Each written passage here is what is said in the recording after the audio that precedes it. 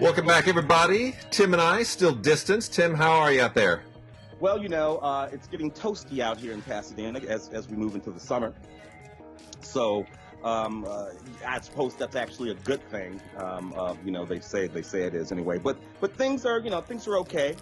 Numbers in Los Angeles County are not great, so we have to sort of like admit that. It's kind of funny because I was sort of cocky at the beginning of all of this about how great we were doing in the state of California and Los Angeles. But you know what? Eventually, this thing is simply going to touch everywhere, and everywhere is simply going to have to get it under control on their own. That's all there is to it. Nobody's going to escape it wholly complete. No. I mean, it's you know, we're dealing with the school thing now. What kind of school thing is going to happen? I have a feeling. I'm an optimist. I have a feeling that in about 4 weeks' time, things will look a whole lot better. But that's just my optimistic streak. On another note, we've lost a couple of giants just in the last week or two. Most recently, Ennio Morricone, and then just days before that, Carl Reiner. You know, I feel really badly for Mel Brooks because literally the day before Carl died, they were watching Jeopardy and Wheel of Fortune together. Yeah, it's what they did. They sort of became each other's wives, as you know, Anne Bancroft a couple of years ago. I think Carl lost his wife back in 2016, if I recall correctly. You know, these were Beverly Hills boys, and they hung out together and did dinner, and they just sort of, you know. So yeah, out of that Sid Caesar, your show of shows, Sid Caesar. I think we still got we got Mel, and we still got Woody. Neil Simon. We still got Neil Simon. Yeah. Oh yeah. So you know, and these guys are getting a little long in the tooth, but you know they hung in there. They hung in there real good. Speaking of Sid Caesar, you know, I was just watching It's a Mad World on Criterion Channel the other day, and that you know, it's part of they have it running as part of the a series on Criterion Channel of films with Saul Bass credit sequences. Oh, yeah. Notwithstanding how damn funny that movie is, that really is one of the all-time great opening animated title sequences. Saul Bass just was a master at a time when there was no CG, by the way. Yeah. All of that design, all of those moving around graphics and animation done on film. Yeah. Using all of those techniques, just extraordinary. Typography, all of it. Yeah. So sad. And Ennio. What's your favorite Ennio Morricone score? Oh. I'm literally looking at them right here, and every time I get ready to say one, another one pops up. I know. Look, for that matter, I still dig the stuff from way back in the day. I'm gonna go all the way back and just be obvious. Although that Love Story score, which is corny, I know, but I'm gonna go back to the westerns and just go with those spaghetti westerns and those sort of obvious scores. Once Upon a Time in the West for me is kind of the peak. That I cry whenever I hear that music. I cry. Yeah. Well, and then Oscars. We should talk about Oscars are delayed. For those that haven't followed up, they're pushing the Oscars to what is it? April now? April of next year, and films get to qualify for 2020. If they are released as late as I think February or even I think late February of 2021, so they're trying to sort of give a little more space for things to get into theaters. We'll see how that works. It's because look, a whole lot of films that were meant to be in theaters and probably had some sort of Oscar pretensions have already been released on streaming services. A good many of them Disney films. So, you know, in the animation category particularly, so Universal had to. So it'll be difficult because, you know, the fact of the matter is a great many of the films that will be considered for Academy Awards this year will be films that never played in a movie theater. Ironic, given, I guess it was 2 or 3 Oscar seasons ago, part members of the Academy, Steven Spielberg, was very specifically trying to make sure that films that did not play in movie theaters did not get consideration for Academy Awards, and certainly films that had that sort of combination Netflixy day and date sort of release thing that was going on there for a while. Yeah. And they also obviously all of that has gone out the window, and we will be considering films that have only ever been seen on small screens. That's going to be the necessary thing. And I'm still not sure how they're going to handle that. I'm not sure how we are going to handle it for the LA Film Critics. I'm assuming that we're going to have our voting meeting then next year as well. That's not going to happen in December. Yeah. But now there are. I mean, you know what it's been like on Film Week? It's been chaos. Yeah. I mean, whereas we would cover, say, 10 out of, say, maybe 18 to 20 films releasing theatrically each week, which is a huge number. Yeah. Now we've got somewhere in the neighborhood of like 30 films releasing to VOD each week, and we're still finding out like 5 to 10 new films are just popping up on the radar in the last few days. How do you cull that out for awards consideration? I don't know. Yeah, and it's different. Look, it's wonderful actually for a great many of those films in terms of Film Week. That we would have never ever talked about because they simply did not go to movie theaters. That was the central sort of criteria for Film Week. Film had to be in a movie theater someplace. We were if we were going to talk about them. Although we had gotten a little bit loose about that even before we went into quarantine and pandemic. We would talk about day and date films on film. So a little bit looser than that. And sometimes if a film was a very, very significant film and it was releasing on Netflix or Amazon Prime, and it weren't going to be in a theater, it seems to me that occasionally we would talk about those films too. Yeah. Sometimes we would do them in the sort of addendum part of the show. But now all of that is simply part of the show. And I gotta tell you, some of the films that we've talked about on Film Week, that I have anyway, that I know would have never been in a movie theater, have been films that I've been very glad to talk about on Film Week. Yeah. And to make sure that people knew about them and got a chance to go see them. And I know that talking about some of those movies has really given those little bitty films a hell of a boost. Yeah. A hell of a boost. Film Week reaches 850,000 people per airing, I guess you would call it. So really? Yeah. We hit that many? Yeah. Oh, yeah. Holy cow. The numbers have gone insane. And of course, well, it's complicated. It airs on Friday. It used to be live on Friday, then aired again on Saturday. But nevertheless, the audience that listens to Film Week on Saturday is mainly a different audience that listened to it on that Friday. The people who heard it Friday already heard it. Yeah. That means if you're picking up another 800, you're picking up a discrete around 800 and some odd thousand people. That's a lot of people to have your little independent film that you made for $1 million or whatever, served up to. Yeah. For you or I, on any of the critics on the show, to say this little bitty movie is really, really good, and you can watch it at limleys.com. Yeah. Or they stream all over the place now. Right. I know that this has made a difference in the lives of those independent filmmakers, and I frankly kind of like it. I kind of like the idea of us pouring our clout into those films, as opposed to the top 5 big releases only. I'm just freaked out that 800,000 people listen to us on each of those shows. I'm not sure what to make of that now. I was thinking it was a lot more intimate than that. Holy cow.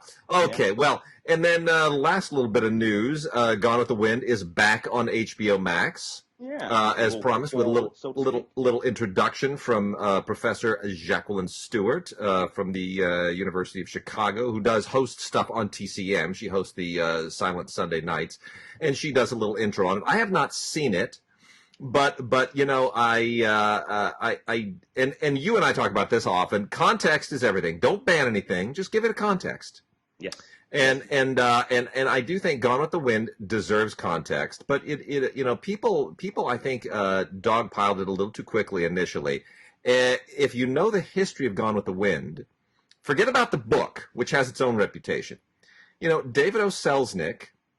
You can go into the Selznick, I forget which library has it, but you can go online and you can read all of this. And there is a collection of letters where Selznick went back and forth with the NAACP and invited them to please give me your comments on the script, because as a Jew, and in light of what's happening to Jews in Europe right now, 1939, he said, the last thing that I want to do as a persecuted member of a persecuted minority is contribute to something that would further that. So please. And he worked with the NAACP. Is the film dated? Yes, it is. But in the context of the time, Selznick bent over backwards to make that film something of a progressive milestone at that time. We may not see it so today, but in the context of his time, that's why context does matter. Well, adding to that context, back when there were a number of black actresses in that film, Butterfly McQueen. Who won the Academy Award? Hattie McDaniel. Hattie McDaniel won the Academy Award. At that particular time, for one thing, Hattie McDaniel, who was a Los Angeles native and lived, for years down in the sort of black neighborhoods, Compton, eventually what they call the Black Beverly Hills, Baldwin Park. These people were venerated in the black community. Yeah. No one looked at Hattie McDaniel as being someone who had contributed to some sort of degradation of the black community. We loved that she won that Academy Award. I say we. I wasn't born, but it's. And her speech, let's be honest, she was segregated at the dinner too. She had the actual dinner, and that was almost I think a legal thing. You had to do that by law in California. It wasn't the Academy's choice, but she gave what is still one of the most beautiful acceptance speeches of all time. Exquisite, and so we need to remember that the 1930s. We're not the 1960s. By the time you get to the 1960s, and you have Sidney Poitier walking around, Guess Who's Coming to Dinner or something like that, all that kind of stuff. The Black Panthers are rolling around out there, and you have this whole sort of different dynamic going on. But in the 1930s, late 30s, early 40s, when she won that Academy Award, she was venerated, and we were very, very happy about that.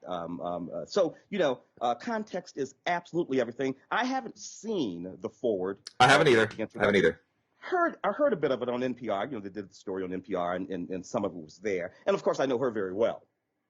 So yeah, that context makes all the difference in the world. And I think that it makes that film a teachable film again.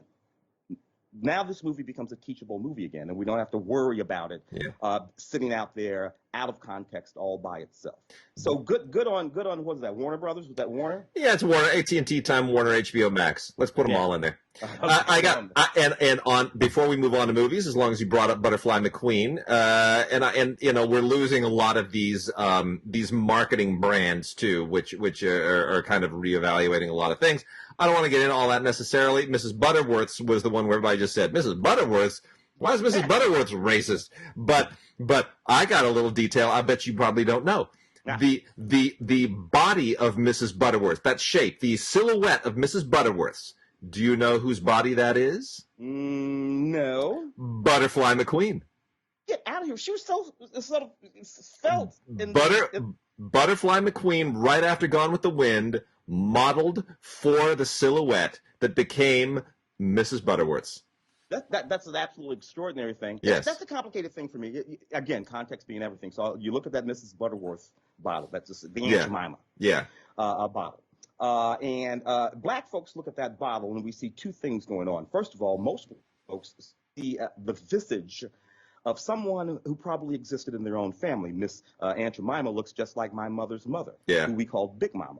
Yeah. Literally looks just big-breasted, big woman, tall and strong, and everybody loved her.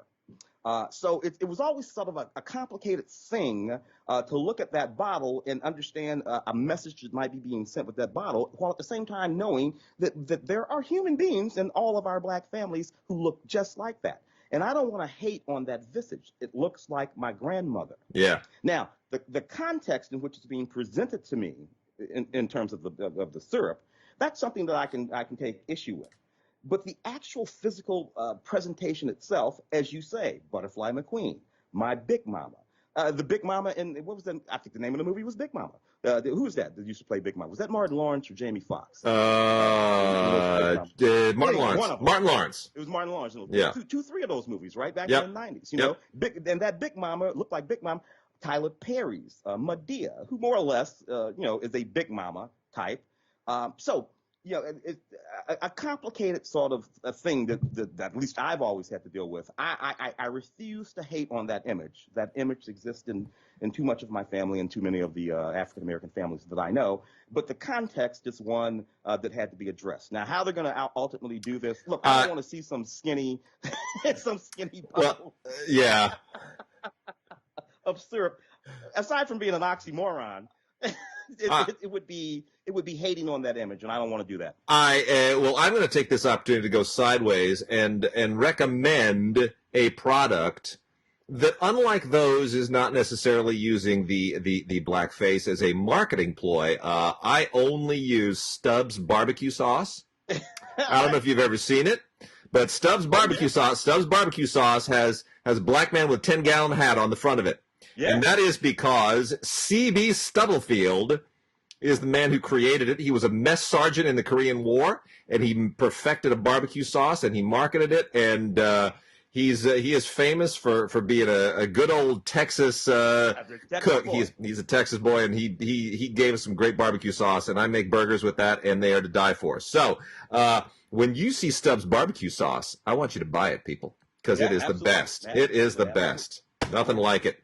Well, let's get in. I got a whole bunch of Kinos here. I'm gonna try to plow through right off the top. Kino is one company that has just not let their foot off the gas. They amid all of this pandemic stuff, Kino just continues to pump out title after title after title of classic movie, and there's so much of it. So I'm going to try to give you a good dose of it right now. Right off the top, Anthony Quinn in Caravans. Also with Christopher Lee, and Joseph Cotten shows up in this. This is from 1978, kind of a late Anthony Quinn period film. We got movies all through the 70s that all kind of felt like they belonged in the 1960s, and this is one of them. This has a really interesting audio commentary by film historian Evgeny Mlodek, who is able to speak to the Middle Eastern background of the story, and you know how it takes place in 1948, and a lot of kind of colonial politics going on with a lot of tribal politics and all of this stuff.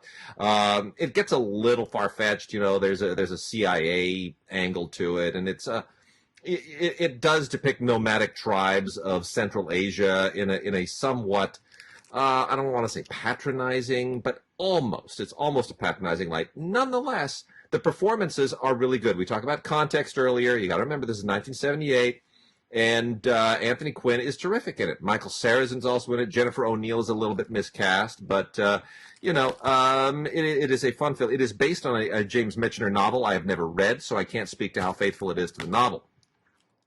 Kind of in a similar vein, also from the 1970s, this is The Last Valley. Now, this is a James Clavell thing, but not just like based on a novel by James Clavell. James Clavell wrote, produced it, and directed this. A lot of people don't realize that the guy who wrote Shogun and Taipan and all that stuff also made some movies. He did. King Rat.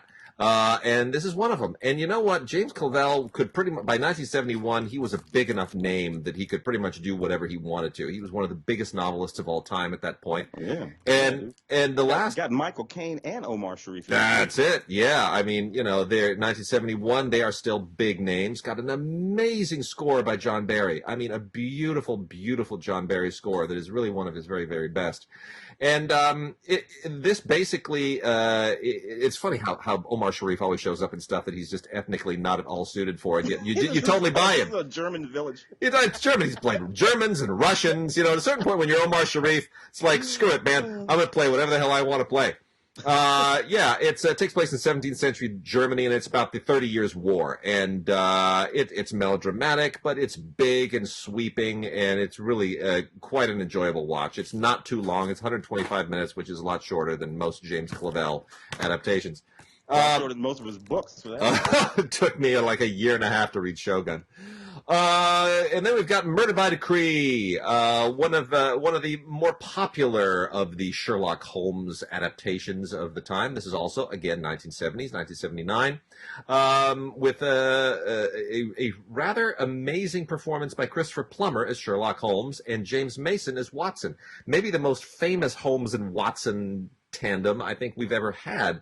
Yeah. Both actors, you know, Oscar nominees and winners in their own right. And you know what? I really still think this film holds up. I think it's really, really fun. It's one of the first times we see Watson not be played as a sort of buffoon. That's it. You know, James Mason was not going to do that. He has something to contribute. Yeah. Yeah. And you know who directed this? Bob Clark. Oh, Bob Clark. Porky's Bob Clark, Christmas Story Bob Clark, very, very versatile man. And that also has an audio commentary by Bob Clark, which was recorded obviously before he passed, and another commentary by historians Howard Berger and Steve Mitchell, which is also very, very good. That we got now in a little bit of an exploitation thing. I was going to set this with the exploitation titles, but I think it deserves mention on its own because it's not exploitation. It's got a lot of mainstream people in it. So, Go-Go Mania, directed by Frederick Good, who is otherwise known for next to nothing. This is from 1965. It's just a quick blast of music from the mid-1960s. It's got the Beatles in it. It's got go-go dancers. It's got funky clothes. It's got Herman's Hermits and the Nashville Teens and Matt Monroe. And it's just, you know what? That's all you need to know. If you love go-go music, and I love go-go music, I just want everyone to know that. It's quite a fun little blast from the period. Another kind of it's not a Sherlock Holmes movie, but it has qualities of it's like a Sherlock Holmes-ish thing meets Hammer is the Flesh and the Fiends, which is Peter Cushing in one of his hammier roles, but still very, very compelling. This is from 1960. And it was made by Valiant Films, not Hammer, so it feels a little hammery. It feels a little Victorian Sherlock Holmesy, and it's kind of between a mystery and a thriller and a horror film. It's scary. It takes place in Edinburgh in 1827, and it's kind of Frankenstein-y. I don't want to tell you exactly what it's doing, but Peter Cushing plays a surgeon who has some unorthodox and unethical practices. Let's just say that. And it involves the characters of Burke and Hare, which, I'm sure everybody knows they're the famous body snatchers. And it's really quite clever, the way it kind of weaves a lot of this stuff together. So, if you like Hammer films, I think you'll enjoy it. Tim Lucas does the commentary here, also has an alternate cut of the film that was known as Mania, which is not very good, but it's worth checking out. Let's see, a few other things here. Spaced Invaders is a thoroughly enjoyable 1990 film that is a throwback to 1950s films. I really enjoyed this at the time. I remember when this came out. I may have reviewed this, actually. This might have been one of the first things I actually reviewed, Tim, when we were both kicking around those early days. This was a Touchstone release, and co-written and directed by Patrick Reed Johnson. And it's really quite fun. It's just a space invasion, alien invasion movie, as you would expect from like the 1950s. Borrows a lot from War of the Worlds, which has kind of a cool little meta thing in it. And it's kitschy, but it's not camp, and it strikes a real good middle line. It's got a ton of interviews and featurettes on it about the effects and how they put the film together, and it's really, really, this is loaded with special features, and it's nice that this has kind of come back on the radar again. Douglas Barr and Ariana Richards star in it. It's really quite a lot of fun. You know who just turned 80 years old, Tim? Who? Ringo Starr. Get out of here. Ringo is 80. Wow. And Ringo is forever my favorite Beatle because he made Caveman. Yeah. Now, I'm not talking about Caveman. I'm talking about another Ringo movie here. Ringo and David Essex and Keith Moon in That'll Be the Day. This was made in 1973. It's kind of a weird little cult movie directed by Claude Whatham. And it ages kind of curiously. David Essex is really, most people have forgotten who David Essex was. He was originally in Stardust. And he's kind of a lost figure. But he's the lead here. And Ringo Starr is his buddy. And they wind up kind of going off on this hedonistic spree. And it takes a few interesting twists and turns and means to be a commentary on sort of rock and roll from the 1950s. And with an eye towards the morality of the 1960s. And then you got just a ton of great soundtrack songs on it. Little Richard and Frankie Lyman and Richie Valens and Del Shannon and Jerry Lee Lewis and the Everly Brothers, and it's great. And, Keith Moon is in it as well, who a lot of people remember as the late drummer for The Who, but it's a nice little time capsule. Scenes from the Class Struggle in Beverly Hills by I love that movie, yeah. Paul Bartel. The late Paul Bartel threw a lot of cult figures in this. Ed Begley Jr. and Mary Warrenov and Ray Sharkey all show up. Jacqueline Bisset is just absolutely stunning. I just watched her again the other day in Bullet. Bullet was another thing I watched on the Criterion Channel. Could I just take a detour and say Bullet is still a great, fabulous movie? No, it moves, baby. It moves. That is such a fabulous film. Everything about Bullet is just so good. Anyway, and she was so young in that. But anyway, this is from 1989. Jacqueline Bisset looking absolutely ageless, and Paul Bartel just takes he takes a torch to the whole pretentious scene of people in Beverly Hills in the 1980s and 90s, and you know what?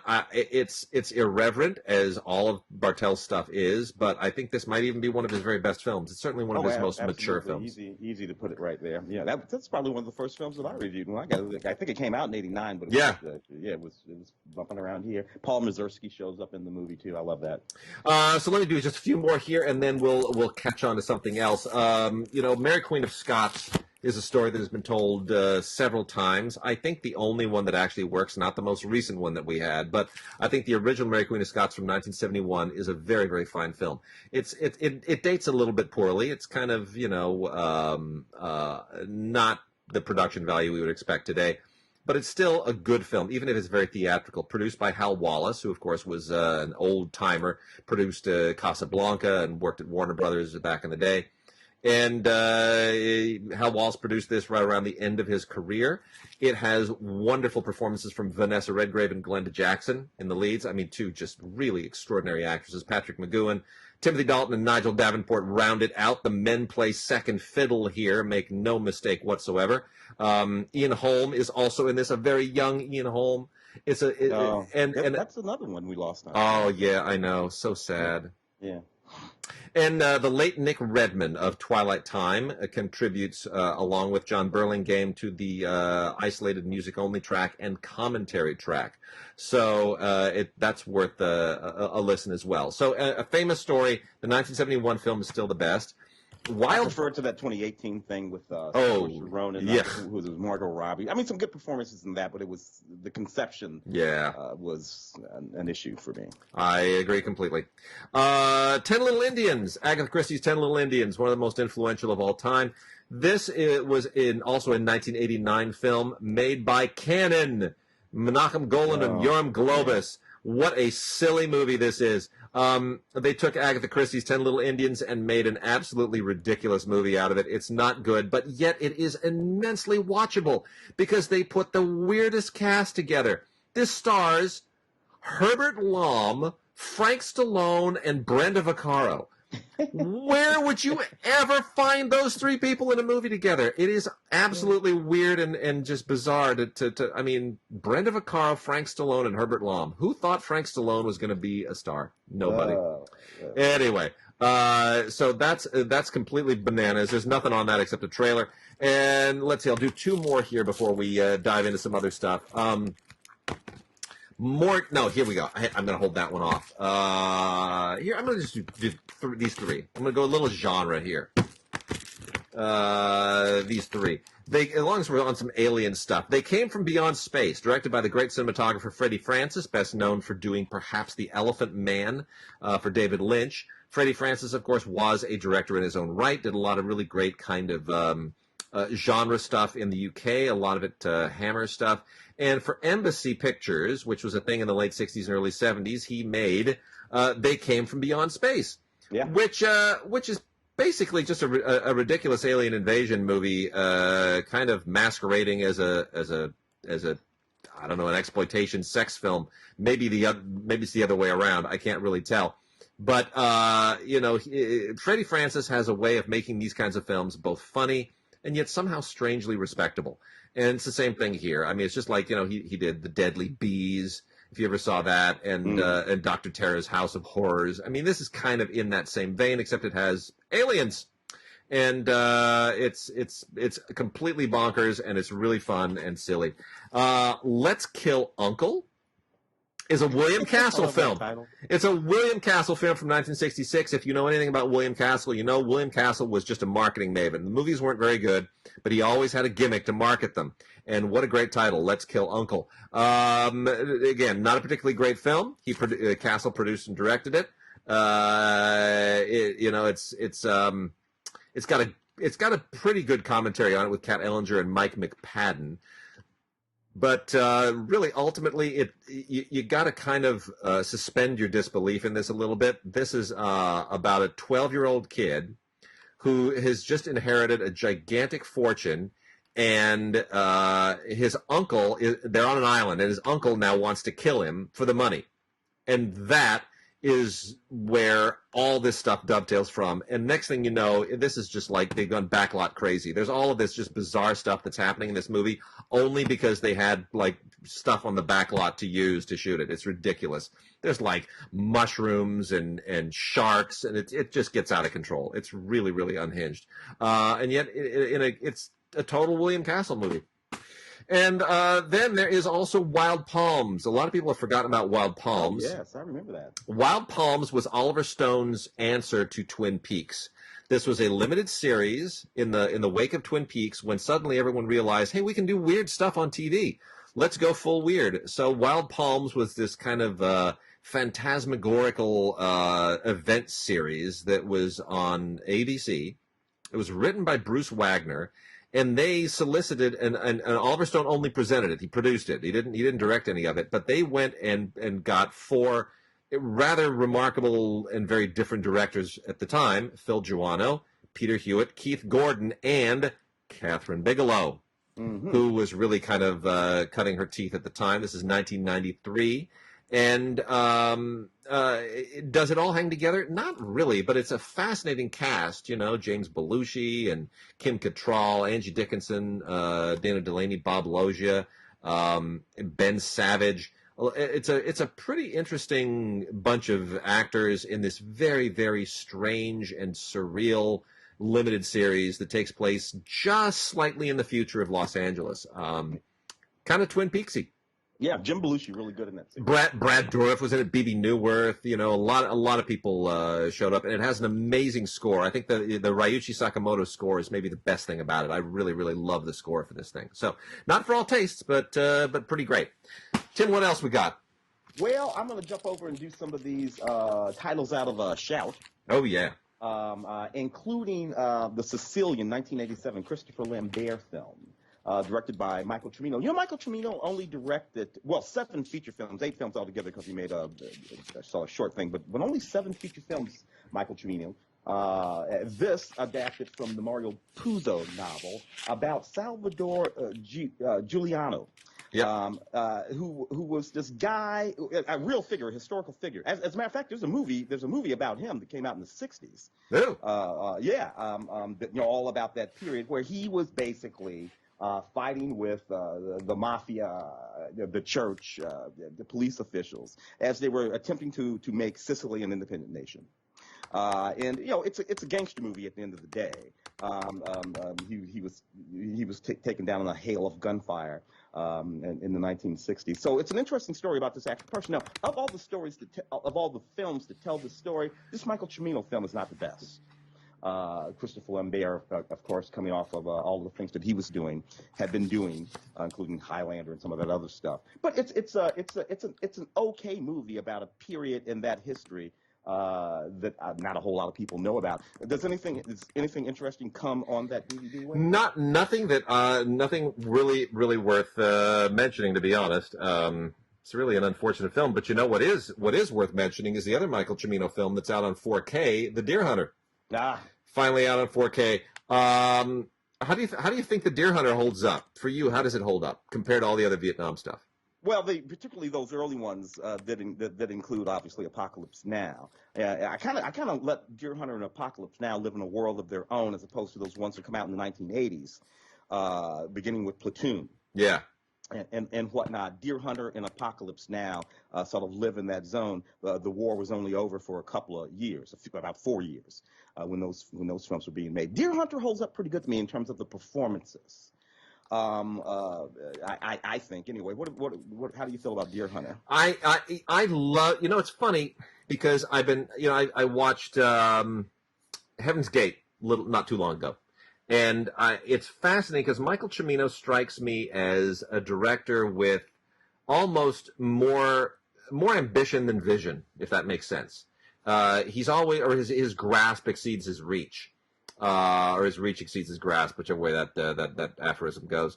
I think The Deer Hunter is a beautifully made film. I think it gets eclipsed by Apocalypse Now, just the following year, and probably deservedly so, because The Deer Hunter, if you talk to Vietnam vets, they're like, yeah, that's not what it was like.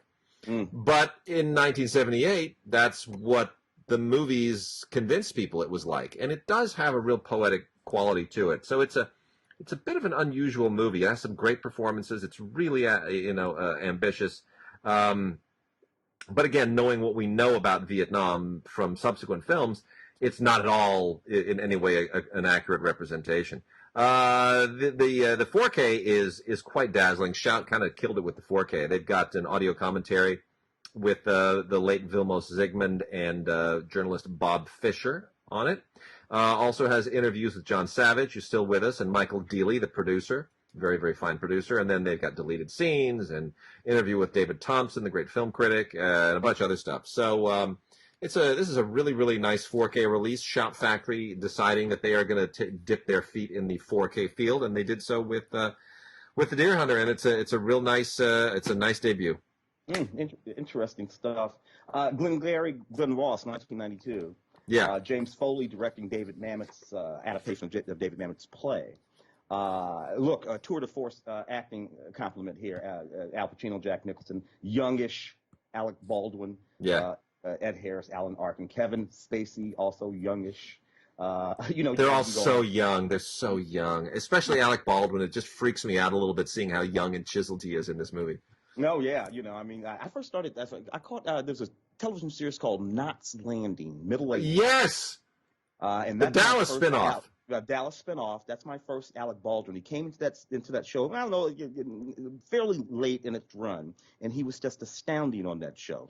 Not unlike that fellow that you loved on Ozark. What's his name? Tom, who came in on Ozark. Tom Pelfrey. Tom Pelfrey. It was one of those moments for Alec Baldwin. Launched his career. Before you know it, it's Miami Blues, and he's a leading man. And then has since become this sort of leading character actor guy. Here, he's still in his prime. Look, this is all about the language. All of these guys executing that Memetian sort of dialogue in that Memetian sort of way, despite the fact that this is directed by James Foley. Yeah.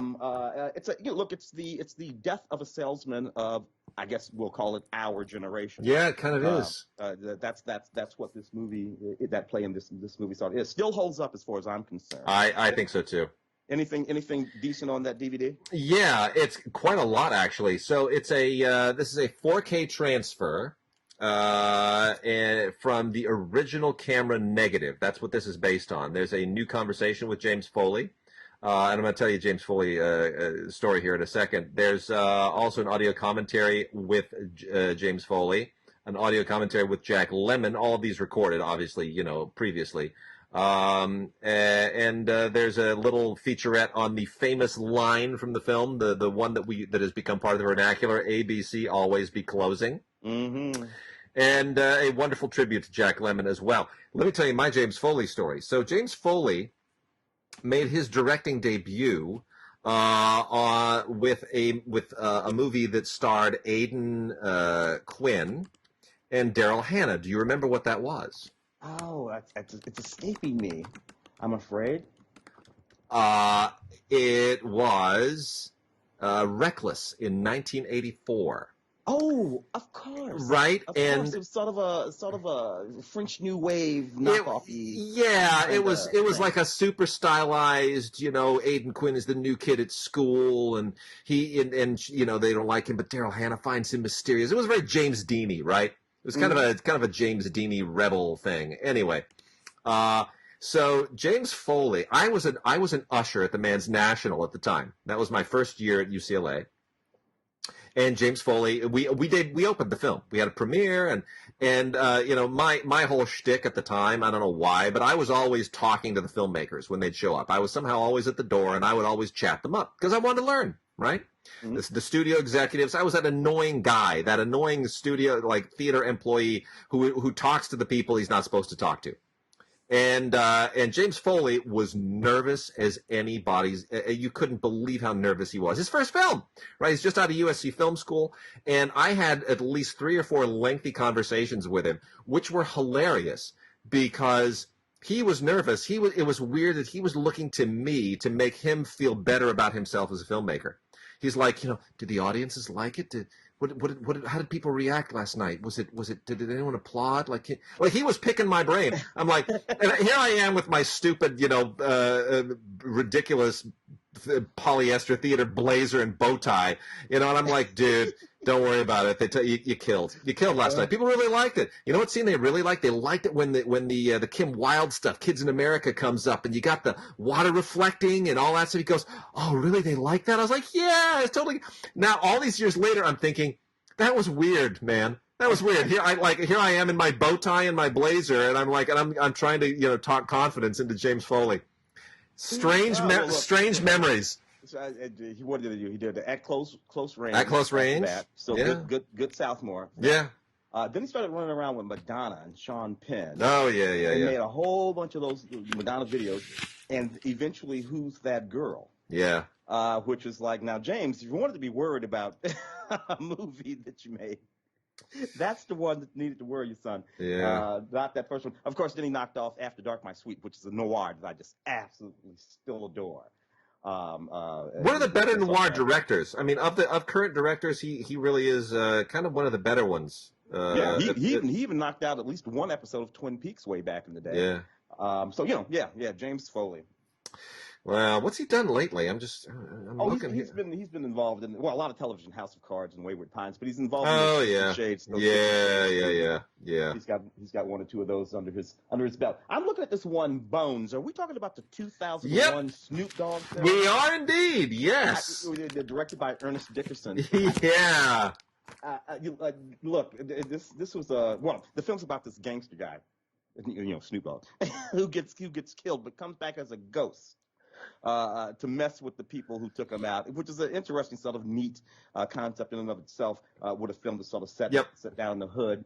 You got Snoop Dogg, you got Pam Grier, you got Michael T. Weiss in the film, Clifton Powell, all these actors who sort of went on to have pretty interesting careers. And what was, you know, I think Ernest Dickerson's directorial debut was Juice. Yeah, it was. With Tupac and Omar Epps and all those sort of guys. So, you know, this represents sort of like midway through his career, but it's a decent sort of quasi-horror film. Pam Grier still looking fantastic in this movie. And I have a soft spot for this, too, because my former neighbor, Adam Simon, director of Carnosaur, and a very fine documentarian as well, co-wrote it. So, you know, kudos to Adam Simon on that one, too. Anything on that? Absolutely, yes. There's a whole ton of stuff. There's a new interview with Ernest Dickerson and Adam Simon. They talk to the effects and the effects guy and the cinematographer. There's an audio commentary with Snoop Dogg, Dickerson, and Adam Simon. Deleted scenes. I mean, it's quite a lot of stuff. And there's even a featurette called Urban Gothic: Bones and Its Influences, which is interesting because it did influence things. Even though you don't know that the film is less known than the films that it influenced. That's the weird thing. Yeah, very interesting. Very interesting there. The Wizard. Is this just the 1989 Fritz Savage? Yeah.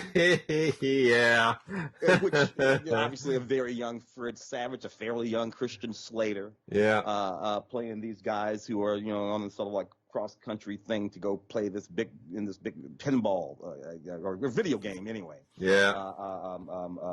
Thing. You know what's neat about this movie? I believe that Deborah Foreman is in this movie, if I'm not mistaken.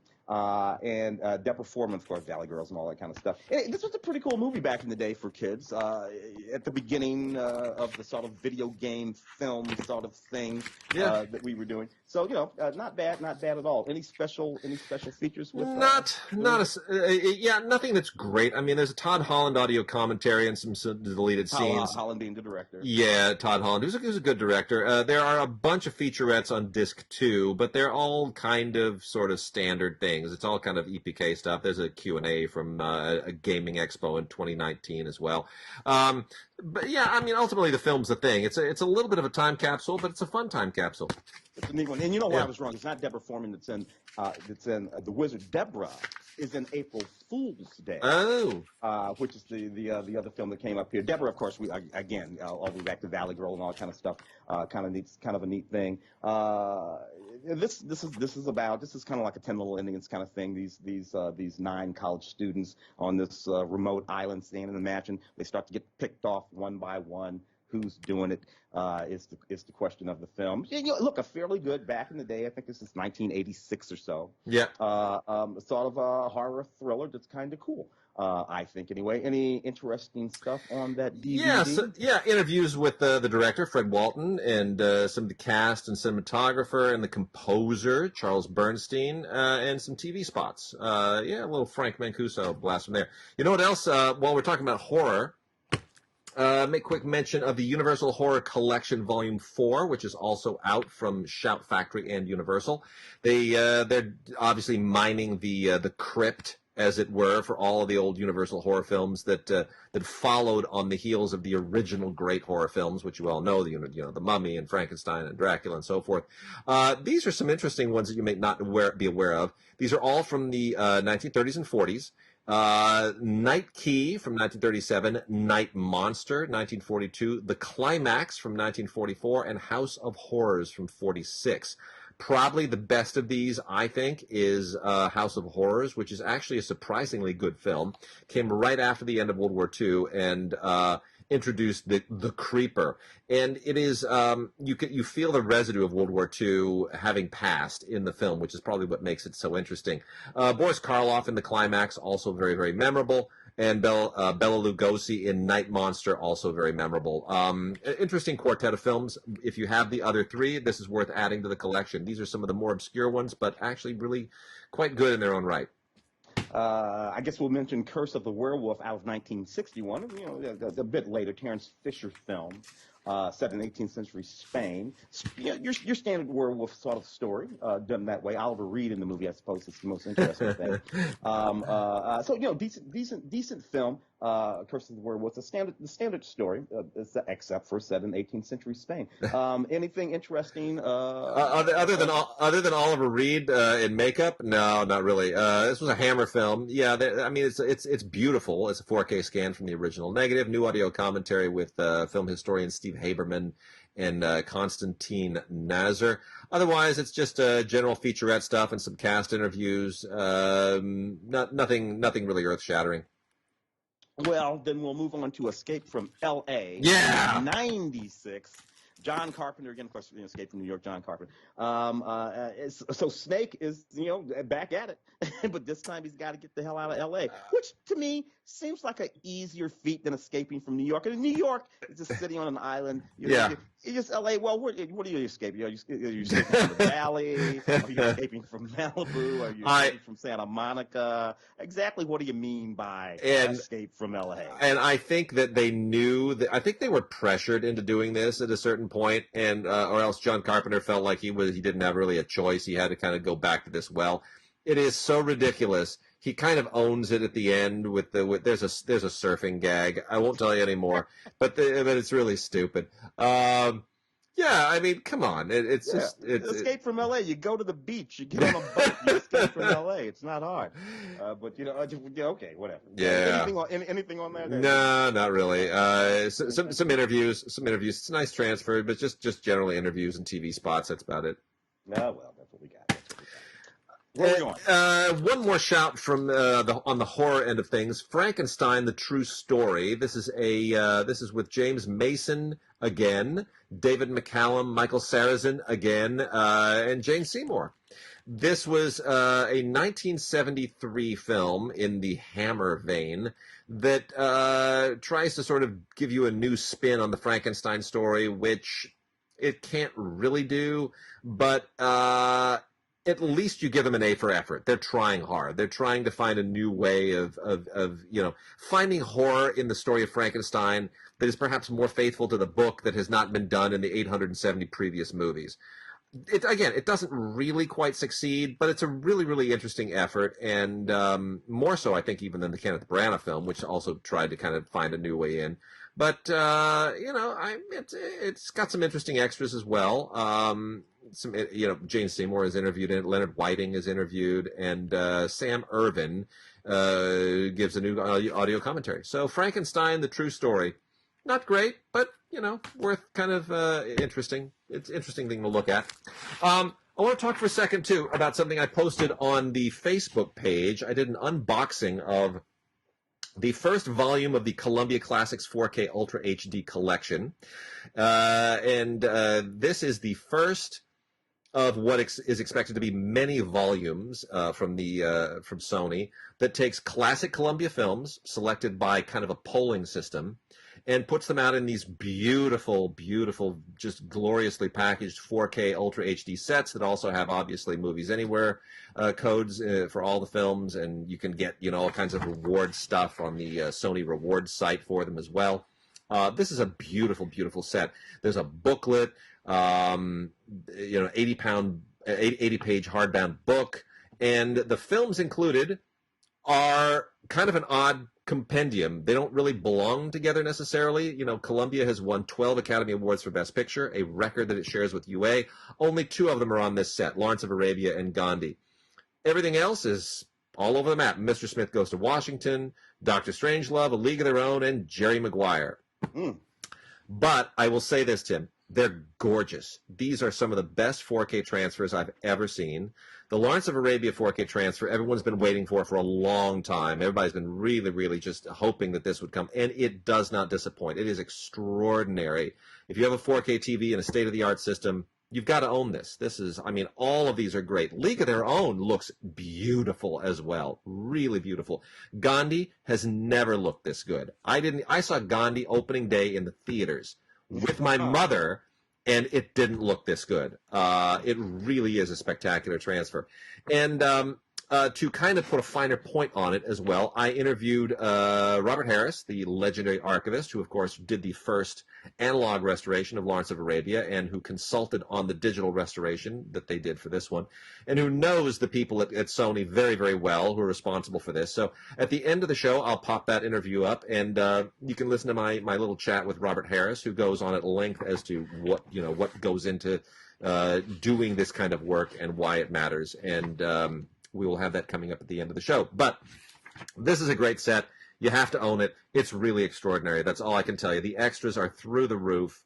The transfers are phenomenal. The audio is phenomenal. Give it to somebody as a gift. This is the kind of gift that just makes people lose their minds. It's just so beautiful. It's a wonderful thing to just open up and see this fantastic box set, the way it opens up and the big Columbia logo inside. It's fantastic. It's just beautiful. Let's see what else we got here. I'm also going to make mention we finally got this was delayed, the 25th anniversary Steelbook of Braveheart on 4K. Mel, I just saw Mel the other day before quarantine, like a few weeks before quarantine. I saw Mel at school. Our daughters are in different grades, but they're at the same elementary school. And every once in a while, Mel will show up there in all his glory, his beard and all. But Braveheart, I still think kind of holds up. We talked last week about the quasi spin-off Robert the Bruce. With the same actor playing. McFadden. I think, forget that. I still think Braveheart strangely holds up. It does have a real 90s kind of melodramatic quality to it, but it's just a big, bold, ambitious movie. You got to kind of hand it to them. They pulled it off. That's it, isn't it? And now, of course, even back then, in terms of any bit of historical accuracy, none whatsoever. No. throwing gay kids out windows and shit, and would get kids who weren't gay. Yeah. The thing with the he wasn't gay. But where all of that came from. But does it make for an extremely dramatic theatrical film? Yep. It certainly does. But you cannot. I used to deal. I taught history for years. Yeah. And I would deal with kids who would come and they would write these papers. and I know what you're saying. Damn it, kid! I know you saw that movie because you wrote into this paper the exact dumb crap, and it used to drive me crazy. I appreciated the attempt of the children to actually engage in the history, but you can't do it with a Mel Gibson movie. You have to actually read the assignment. Oh my God! That still drives me a little crazy. One of the reasons that's funny. Well. It's they've got a lot of great special features on here, featurettes, and there's commentary by Mel Gibson from the original release of this. It's not different from the original 4K release, but it's a Steelbook, so it's a nice thing to stick on the shelf. I also want to do a giveaway, Tim. This is a film that I'm covering this week. It opens, it releases this week on Blu-ray. It's also on VOD. I'm talking about it at the end of the this week on Film Week as well. It is the new version of Enter the Fat Dragon. Now, this is from Well Go. We're giving away 4 copies of this. So email us at gods@digigods.com, gods@digigods.com, or gods@cinegods.com. Make sure that the email gets to us by the 17th, by July 17th. And we'll give you a good long window for it. And we will pick 4 lucky people to get a Blu-ray of Enter the Fat Dragon starring Donnie Yen. Now, for anyone who knows, the original Enter the Fat Dragon was a Sammo Hung film. Yeah. And it was Sammo basically riffing on Bruce Lee and sort of owning his corpulence. Because Sammo, what we all love about Sammo is the guy moves like a jaguar. Yeah. And yet he has always been fat. Now, Sammo is in Enter the Dragon, by the way. He's that's when he was very young, and he's in at the beginning along he's in that very, very beginning sequence where Bruce Lee is fighting guys, and he's eventually going to fight Bolo Young. Sammo is the young fat kid in that scene. So he has a history with this. Anyway, Donnie Yen is not fat, but Donnie Yen puts a fat suit on and has a grand old time. And as much as Enter the Fat Dragon, the original, was a riff on Enter the Dragon, Donnie Yen's Enter the Fat Dragon is a riff on the original Enter the Fat Dragon. Yeah. So there's a fun kind of inside meta thing going on. Donnie Yen has a lot of fun with this. Donnie Yen, whom I've interviewed twice, including once at my house, has a sense of humor that is often not tapped. He can be very funny in movies as well, and he doesn't oftentimes get a chance to do that. Donnie Yen has had a longer career than any of his contemporaries. Jackie is long in the tooth. Jet Li is basically retired. Donnie comes from that generation, and he is still fierce. So endlessly young. He's the Dick Clark of Mark's movies. He just his face doesn't give his age away. It doesn't. What's that? There was a series in the middle '90s that Sammo came over and did. He played a cop. Martial Law. I Yeah. watch it almost every day. It's fantastic. And his work in that series, he's probably like 45 years old by then. Yep. His work in that series is still outstanding, and it is him in every one of those action sequences. So I want you to put dragon, just the word dragon, in the subject line. Send us an email at gods@digigods.com or gods@cinegods.com. Dragon in the subject line. Name and address in the body of the email. We'll get it by the 17th. We will pick a winner that weekend. And by the 20th, we will have winners, and 4 people will be alerted that you will be receiving a Blu-ray of Enter the Fat Dragon starring Donnie Yen. What a great amount of fun that is. Tim, got anything else that we should be hitting right now? I was going to pop over to some of the new stuff, particularly Trolls World Tour. Oh, yeah. Which, of course, was slightly controversial with its release. It sort of was set to come out right about the time that everything went into lockdown. Yeah. And there was an issue over whether, I think it's Universal. That's Universal, right? Yep. And then Universal ran into some trouble with the theatrical distributors. Yep. Because they decided to take it and pull it and put it on a platform. There was a whole lot of hubbub about that. I suppose that's all gone now that everything's on a platform. In any case, there it was, Trolls World Tour. I suppose the most interesting thing about this is all about these trolls and trying to engage in the history of rock and roll and take over all the music in the world and all that stuff. All these people. So the interesting thing are the voices that we have here. We got Anna Kendrick, Justin Timberlake, James Corden. We got Kelly Clarkson. We got Sam Rockwell. We got George Clinton. which Yeah. I absolutely love. Mary J. Blige. So, a tour de force of voices engaged in this little piece of animation. I don't know that this was ever going to be in the run for an animated, an Nah. Oscar for animation. I Nah. don't think so. Nah. Frankly, I'm hard pressed to think of any one of the major animated releases, post-pandemic animated releases, are really Oscar-worthy films. No. If I this don't. gets, can you imagine if this gets nominated for an Oscar? I'm gonna quit. I'm gonna quit. I'm gonna quit my I job. it's funny because one of the things that the Academy Award did that we didn't mention is that they mandated 10, Yeah. as opposed to between, what is it, 9 and 10. Yeah. Now every 10. So I don't know that that's relevant over on the animation side, the animation nominations over there. If there's some minimum number that they have to nominate. It's 5. It's still 5. Yeah, well, you know what? They're going to be hard pressed to find 5. They have a really hard time. I really think so. There are no animated films, large scale animated films at the moment. Now, who knows what some of the little animation houses have that they might put out over the rest of the year. But there are no major big releases, including this one, that I think are worthy of an Oscar nomination. I agree.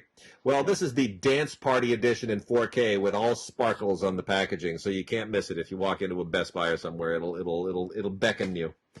I want to mention a couple of quick little indies here that are new. Water Lily Jaguar and Point Defiance, both from Bayview. A couple of good little indies. Point Defiance, I thought was really quite touching. This is about the backdrop to this is the Afghan war, and a guy comes back from serving in Afghanistan, and a family's history, his family's history, has to sort of be dredged up and reconciled. I can't say more than that, but it's one of those movies where the war at home and the war that you just came back from kind of collide in a really interesting and very smart way. This is a sharp little movie. It's only 100 minutes long. It's worth checking out. It's from Bayview. It's Point Defiance. And the other one, Water Lily Jaguar, is a really interesting look at the creative process. This is about a writer's struggle, a writer's creative struggle, and how it impacts his life and his marriage and his inability to sort of reach his own creative pinnacle and his insecurities. Very, very interesting. Executive produced by Paul Thomas Anderson, to give a good shot to upstart writer-director Melora Walters, who does a really, really good job here. James LeGros, who's always so wonderful in all of these little indies, stars alongside Mira Sorvino and Dominic Monaghan. Good, smart little indie film from Bayview, Water Lily Jaguar. Really worth checking out. The Photograph 2020 film that came out from Issa Rae, Lakeith Stanfield in the film, Stella Mizzi, the actual director and writer of this film. A lovely little film about several love stories that sort of intertwine. Some of them are set in the present, some of them are set in the past. It's not a particularly complicated or astounding film or anything like that. It's just this lovely little movie with these perfectly beautiful people, Issa and Lakeith Stanfield in particular, engaged in these sort of romantic interludes.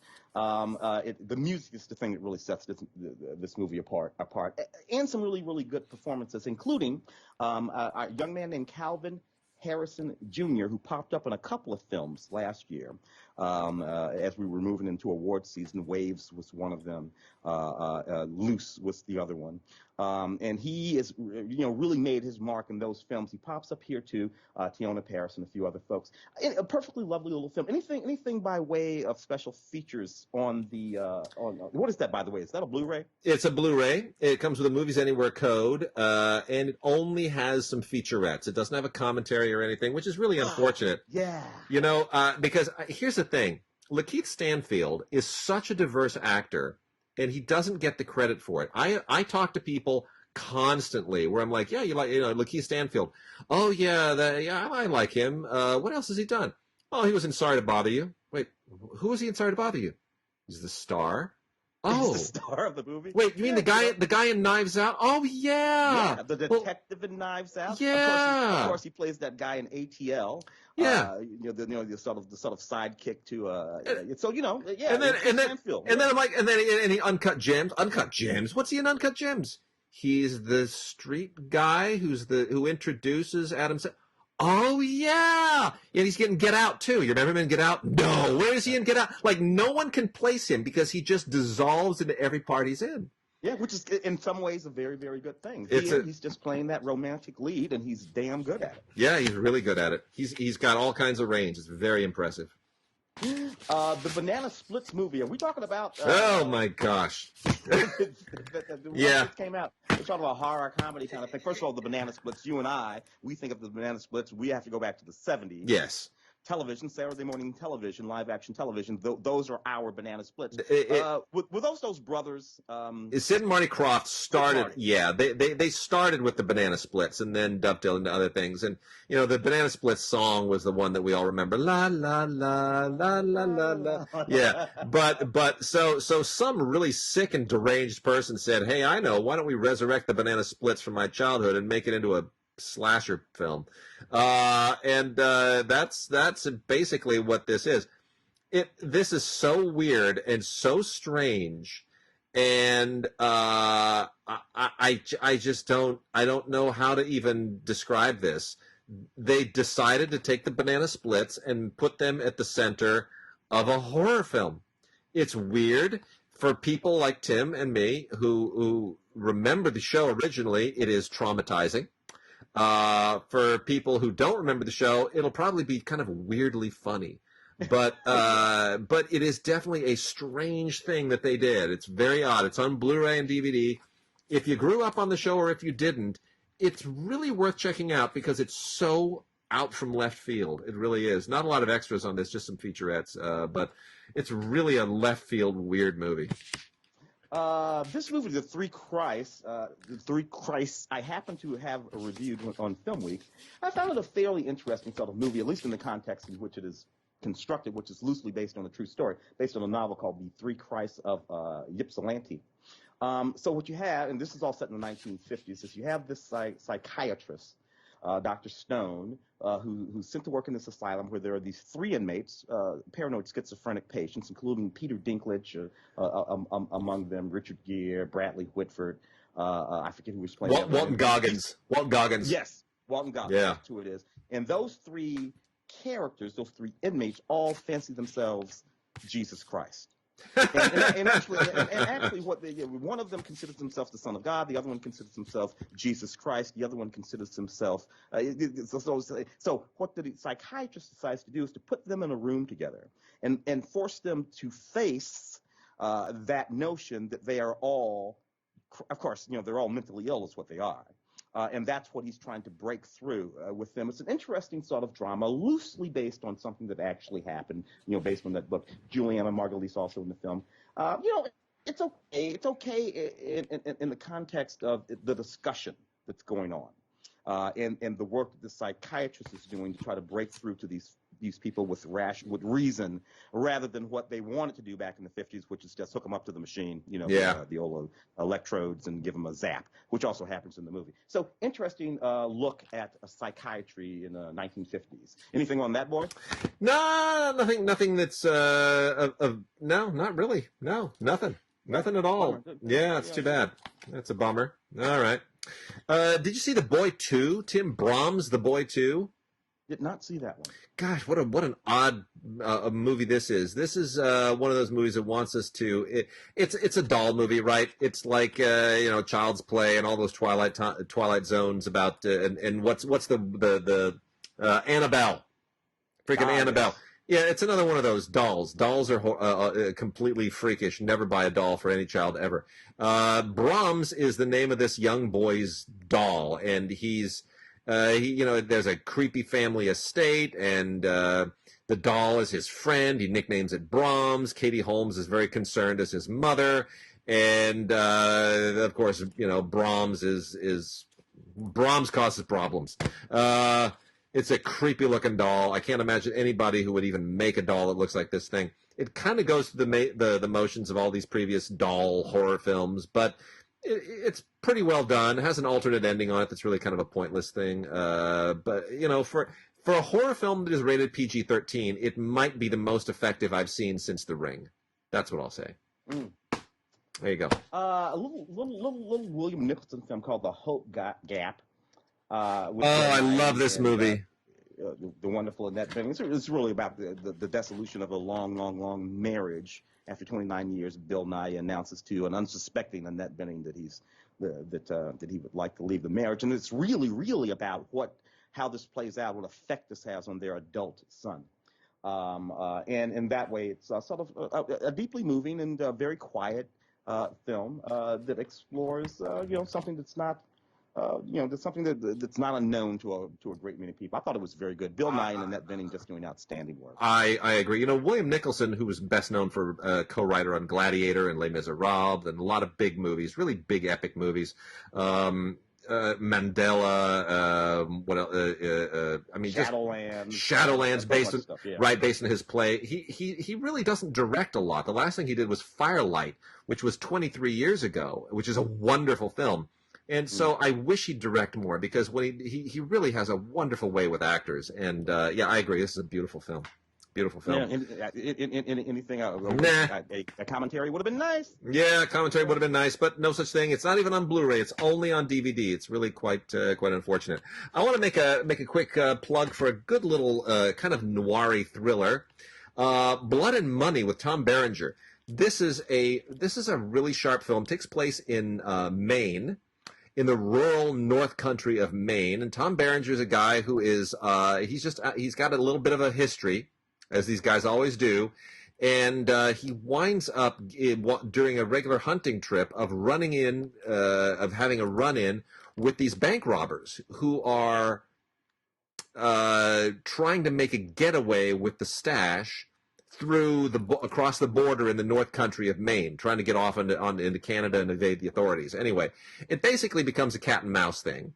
And, he's the hunter, and now he's the hunted, and who's hunting whom. And, we've seen this before, but I got to be honest, Tom Berenger is such a good actor. He doesn't get enough credit for his nuance. And it's very, very competently directed by John Barr. It's a good little indie. It's worth checking out. Again, it doesn't really pave any new ground in this genre. It just kind of, it knows the genre that it's doing, and it decides to take a really interesting backdrop in Maine and a really good actor and just kind of let them try to bring something new to it. And to that extent, it's very successful. It's called Blood and Money. Fight for Survival is the tagline. Terrible tagline. But check it out. Blu-ray with Tom Berenger from Screen Media. Another fairly decent thriller, The Postcard Killings. Jeffrey Dean Morgan, Famke Janssen in this one. A New York cop goes to a New York detective actually goes to London to investigate the death of his daughter. And he ends up working with this journalist that sort of help him navigate his way around Europe. As he tries to find out what happened to his daughter. Look, it's one of those movies. It's not unlike the Takens and the Taken 2s and the other things about a cop who's going to go and get revenge for what happened to his family. It sort of treads all of that fairly familiar territory. But Jeffrey Dean Morgan and Famke Janssen are both good actors, and the storyline, though familiar, something about its familiarity actually makes it fairly endearing. So I gotta say, this was sort of okay with me to sort of check out during the pandemic thing. I kind of like those films where a dad goes and kicks the ass. I do too. who are messing with their babies. Love Jeffrey Dean Morgan. Never gonna be mad about that. And anything on that one? Nah, nothing at all. Nothing at all. We also have a Blu-ray and a digital code combo set of Impractical Jokers, the movie, which whatever. If you're a fan of the whole Impractical Jokers thing, I guess this will be your sort of thing. But it's really just extending it to the movies in a way that I didn't find all that engaging. Funny or Die has that's where this originated, and it's whatever. I don't know. Yeah. You a fan?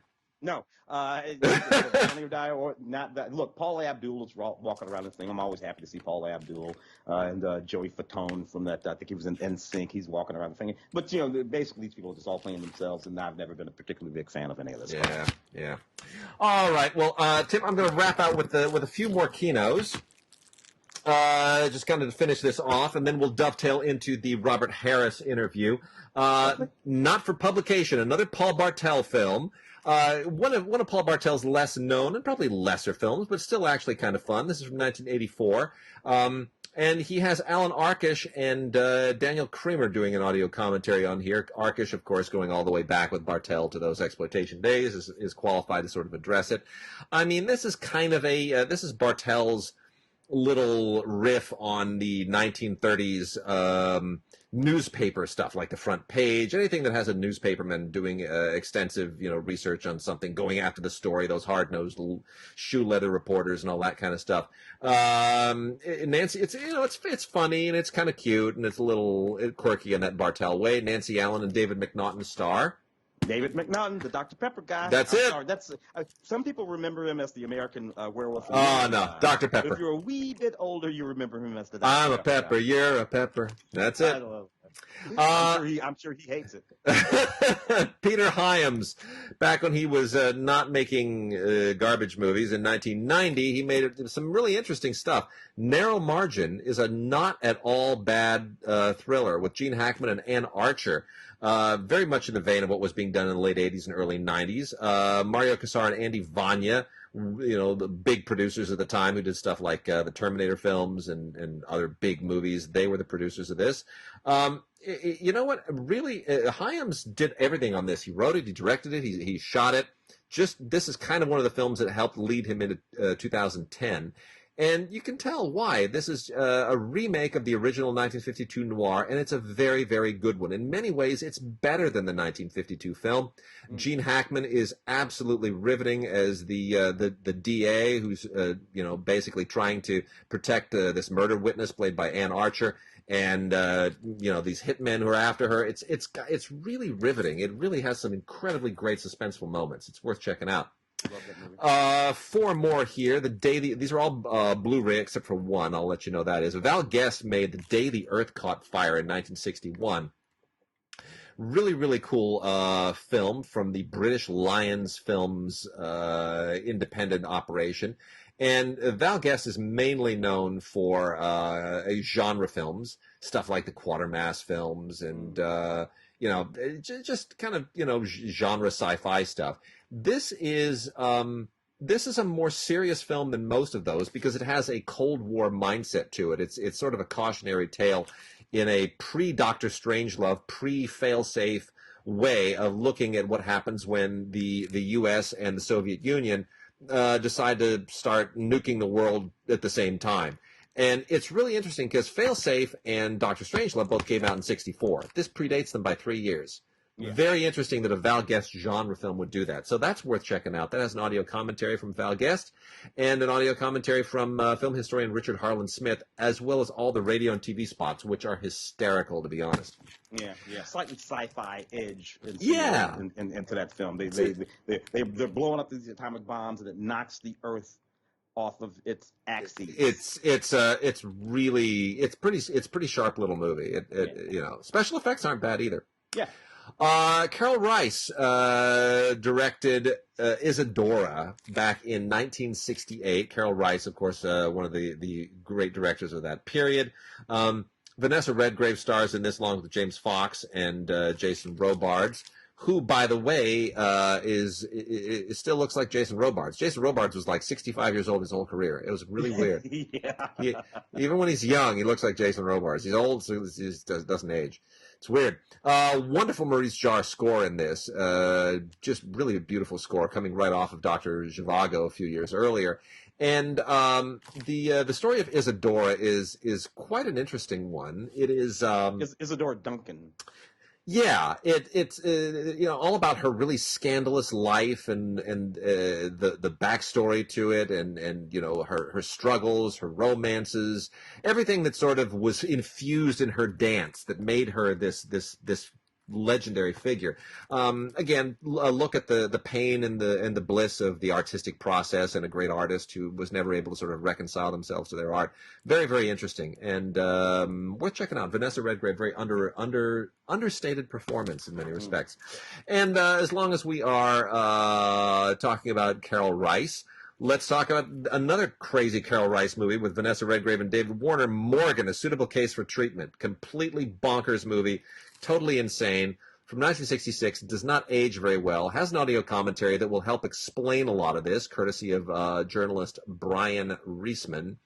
But otherwise, you're going to watch this movie and you're just going to go, I don't know what this is about. This is very, very strange. It's like someone's obsessed with gorillas and there's sex and kidnapping. I don't understand. Don't try to understand. This is a totally bananas movie from the mid-1960s. It's designed to be bananas. It's designed to capture all the insanity of the 1960s, and you just got to kind of roll with it. The gorilla thing, just trust me, just roll with it. It won't. Don't try to figure it out. And then the last one's not on Blu-ray. It's only on DVD. But it's Highballin' with Peter Fonda and Jerry Reed back when redneck movies were a thing. 1978. You know, Smokey and the Bandit kind of opened the door right before Dukes of Hazzard was in the mix, and Jerry Reed was a movie star. I don't know how that ever happened, but it happened for a moment.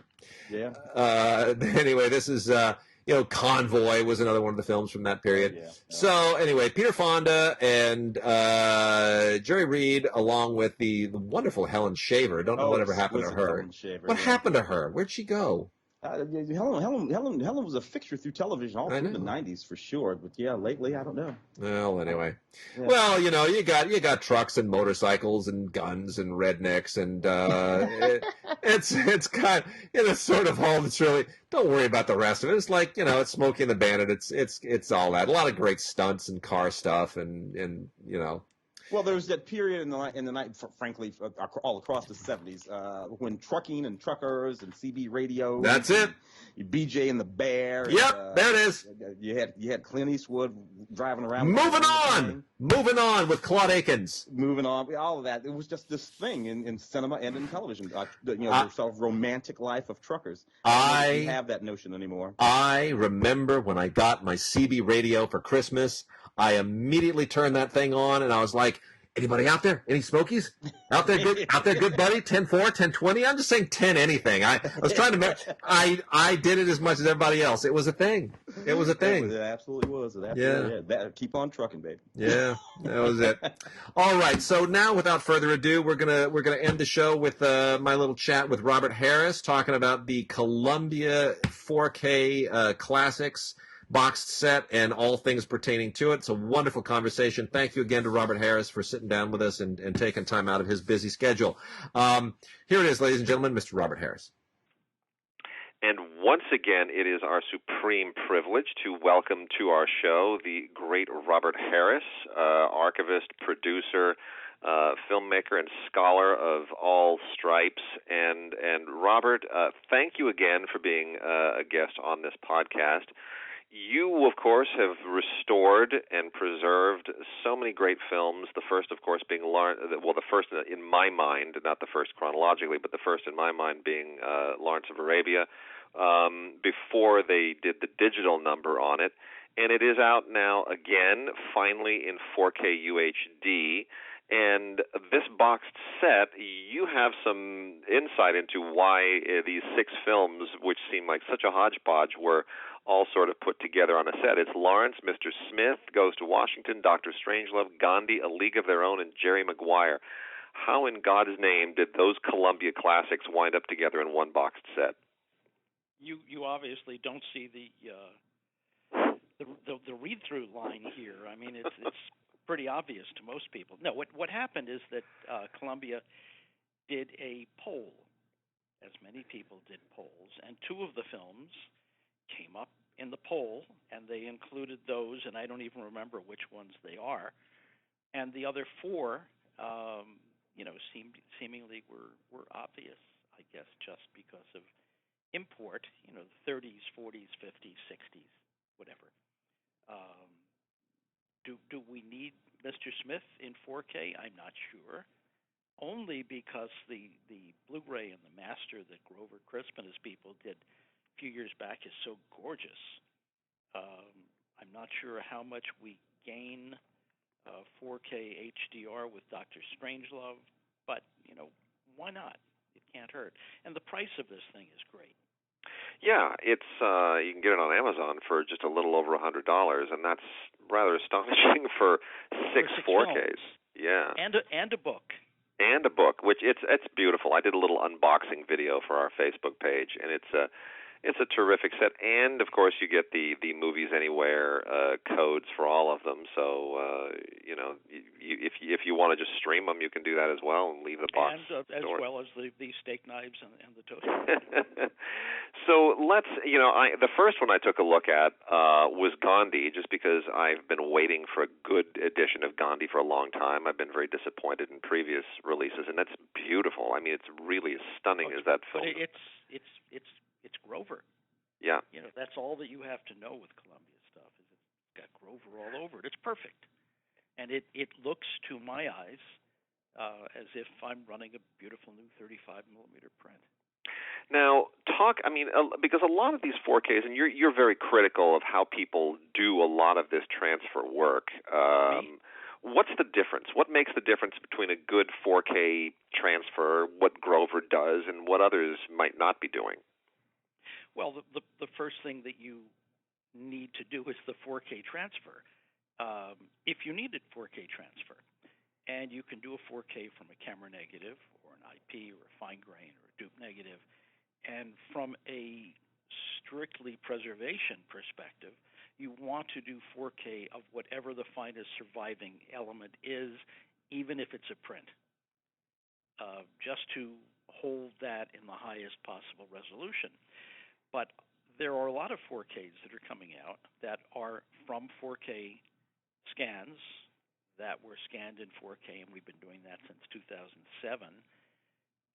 which have previously come out from the same scan as a Blu-ray and DVD, and now they're coming out as 4K. And it needs a little bit more cleanup. And if you get into the high dynamic range, you have to tweak those things a little bit. But they're very nice. There are certain films that I don't think really fall properly into the 4K arena, and there are quite a few of them. And most films that have come out to date on 4K are not 4K media. Interesting. They're 2K digital bumped up to 4K, and they look fine. And if people have 4K and they're $2 more for the 4K rather than the Blu-ray, great. So you have them at the highest possible level. But 4K does pop the grain if you have an older film, and they just have a different look to them. Yeah. In many cases, Lawrence, you can see a bit more of the grain, which has kind of a velvety appearance anyway as large format. And then in the other films, the grain tends to pop a little bit more. League of Our Own, which I think looks incredibly beautiful in 4K. Yeah, it does. It really does. And that was a very colorful, nostalgic film to begin with. It really captured the era in a very saturated way. So that's the browns and the kind of pastels really pop nicely on that. It's a beautiful film. It's just a beautiful film. And boy, do we miss her as a director. Oh. We do. We really do. She had such a great touch. Yeah, I love that all 6 of these films are in the same box set. It's just people are wondering sort of how did that's a strange party who sent those invitations out. Let's get to Lawrence, which of course is the crown jewel of this thing, and really is the crown jewel in the Columbia Pictures Oscar pantheon. When you first restored Lawrence, that was an enormous task. I think we all know about having to re-record dialogue and lost the tracks, and that was an entirely analog restoration.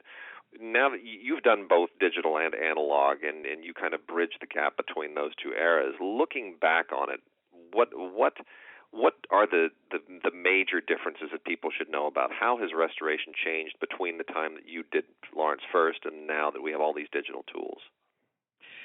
Probably the most important, because you can get a beautiful 65 millimeter dupe, be it from separation masters, which weren't wonderful on Lawrence, but they're certainly good enough. There's quite a loss in resolution. Where we had camera negative, it's beautiful. But when you are doing things digitally, the major function there is that you can recombine things as original, although there's still a generation down. But it's the digital cleanup and the stability of the image and the ability to remove flicker all of those things. There were, in Lawrence, probably the worst problem that we have, and Grover spent a lot of time tackling this, were these huge chasms going down the middle of the frame in certain shots, mostly in the well sequence, which, if you look at it under a microscope, looked like a desert floor, really. It's totally cracked. And apparently what happened is the camera negative sat too long in the heat and went back to London, was processed, and where the initial prints were all done wetgate, it covered some of that. And then at some point, the negative cupped slightly in the printer, and it just cracked the center of the emulsion for shot after shot after shot, and we've been seeing that for decades.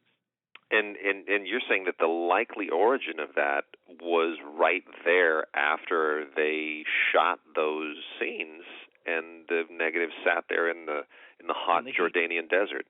Yep, it's fascinating. That's what I heard. That's what Freddie said. I mean, the other interesting attribute of dealing with camera negative is that in an original print, they were actually getting dailies in London, and Sam Spiegel and Ann Coates were going through them.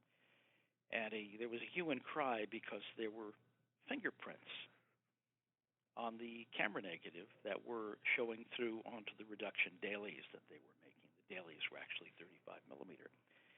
And they went to Freddie Young and said, "We want every one of your crew that's going near physical film fingerprinted, and we're going to find this individual." So they went through all of that, and they couldn't find them, so they finally went to Kodak. And in Kodak Rochester, there was a new individual working in the perforating area of things. And as the film was moving along, I don't know if it was perforating or slitting, because film is made in, 48 or 50-inch rolls, something like that. They were feeling because you're doing it in darkness, they were feeling to make sure that the film was actually there and moving. And sure enough, there were this individual's fingerprints. And they probably went up to an executive level at Kodak, and still there, I'm sure. Wow. That's a story. But they were blaming Freddie and his people.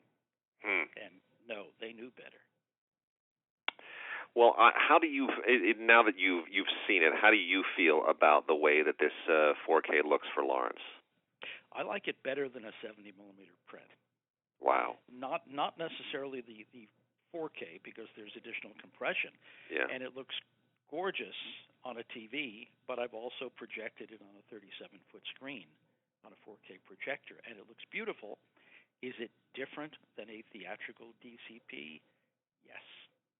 And the theatrical DCP I prefer to 70 millimeter projection. Although there's something different about 70 millimeter projection. It's more organic. Yeah. And even without cue marks for changeovers, there's something different about it. The bob and weave of the image, little bits of dirt, floating around. So it's very different, but my preference, digital. That's interesting. I think it's absolutely spectacular, and it's the audio as well is if you have a really great sound system, you'll just be completely immersed in this thing. I think the audio was off of a dupe element. The audio was actually derived from a 4-track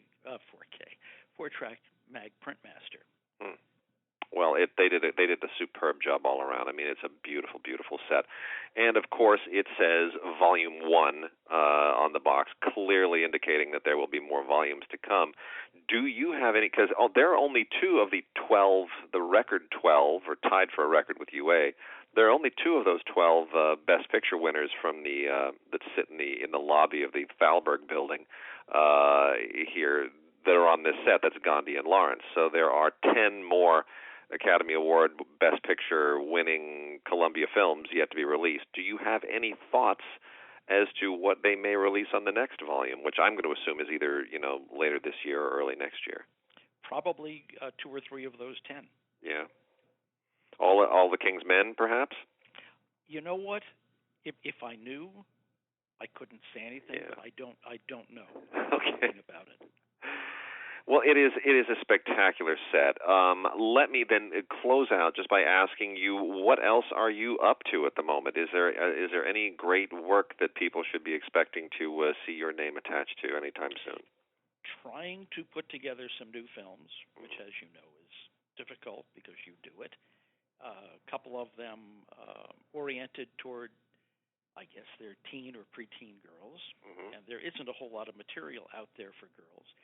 And I wasn't looking for that, but a friend of mine wrote a couple of wonderful books, and my assistant and I fell in love with them.